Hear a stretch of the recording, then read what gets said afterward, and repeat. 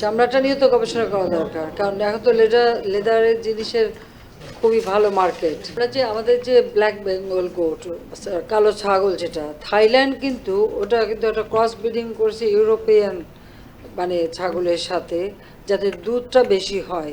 কারণ ছাগলের দুধটা কিন্তু এটা কিন্তু খুবই পুষ্টিকর এবং এটা কিন্তু অনেক রোগ নিরোধক, এবং এর ছাগলের দুধের মানে পনির এটা অসম্ভব মানে মূল্যবান এবং দামি, এবং ইউরোপে এটা খুব চলে। তো এটা কিন্তু থাইল্যান্ড কিন্তু সেটা আবিষ্কার করতে পেরেছে, ওরা করছে। আমি তখন ওদের বলছি ওরাও করবে, আমরাও করতে পারি, যে ছাগলের দুধটাকে পিজা। আমরা দুধের কথা কিন্তু কোনোদিন চিন্তা করি না, আর তো কখনো কোনো বাচ্চা হয় বাচ্চাই খেয়ে ফেলে, কাজে এটা কিন্তু কখনো রাখা হয় না। কিন্তু আগে আমরা ছোটোবেলায় কিন্তু আমাদেরকে, আমরা যখন ছোটো ছিলাম আমাদের কিন্তু ছাগলের দুধ বাচ্চাদের খাওয়ানো হতো, কারণ খুব ঘন, বেশ ওটা জালতে বলতো যে এতে অসুখ বিসুখ হয় কম, কাশি সর্দি কাশি হয় না, পেটে অসুখ হয় না, এটা কিন্তু বলা হতো।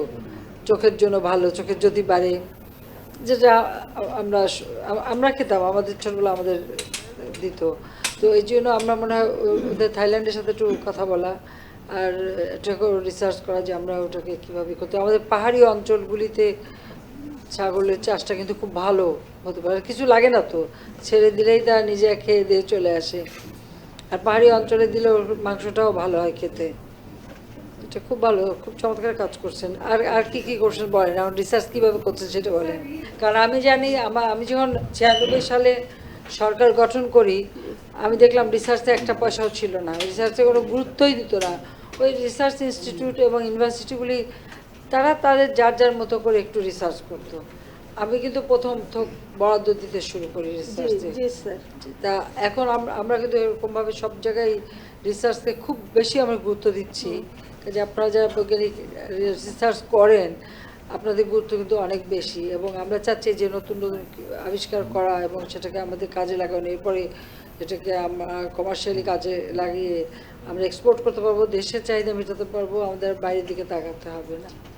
আমরা যত জায়গায় যত আমরা ইকোনমিক জোন যেগুলো আমরা করছি এখন, স্পেশাল ইকোনমিক জোন ইন্ডাস্ট্রি করার, সেখানে কিন্তু আমরা এটার উপরে জোর দিচ্ছি কোন এলাকায় কোন জিনিসটা বেশি উৎপাদন হবে সেইটার উপরে বেস করে সেখানে সেই ধরনের ইন্ডাস্ট্রি যাতে করা যায় সেভাবে উৎসাহিত করার কাজে। আপনার এই যে ইন্ডাস্ট্রিতে এটা যখন উৎপাদন হয়ে যাবে আমাদের দেশের চাহিদা তো মিটবেই, আমাদের আশেপাশের দেশগুলি তাদেরও চাহিদা মিটবে, বিশেষ করে গরম কাপড়ের জন্য পাহাড়ি দেশ নেপাল ভুটান তো আছেই, নেপাল ভুটান ইন্ডিয়ার কিছু পার্ট, এদিকে মিয়ানমার চায়না, বহু জায়গায় আমরা এক্সপোর্ট করতে পারবো।